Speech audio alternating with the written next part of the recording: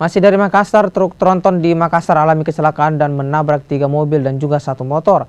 Akibat kecelakaan ini, pengemudi motor meninggal dunia. Kecelakaan maut terjadi di Kota Makassar, Sulawesi Selatan. Sebuah mobil tronton yang melaju dari arah Kabupaten Maros menuju ke Kota Makassar menabrak 3 mobil dan 1 motor di Jalan Perintis Kemerdekaan.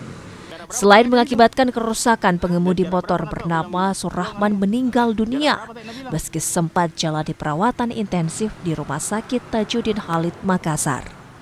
Dari hasil pemeriksaan polisi, kecelakaan terjadi akibat rem truk tronton blong hingga menabrak sejumlah kendaraan yang berada di perhentian lampu lalu lintas. Jadi pas antrian di traffic light terjadi remblong Rembang 10 dan menabrak 4 kendaraan, yaitu Rembang 2 dan Rembang 6 dan Rembang 4 di unit. Ada korban bakar? Untuk korban sementara ini di Rumah Sakit Tajudin, Rembang 2-nya meninggal dunia. Oh, berarti ada berapa total semua?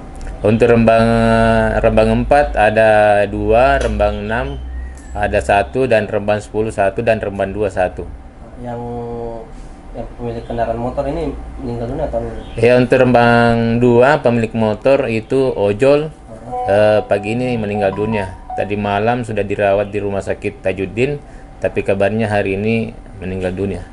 Pengemudi truk tronton bernama Sainal saat ini ditahan di unit kecelakaan lalu lintas Satlantas Polrestabes Makassar untuk jalani pemeriksaan lebih lanjut.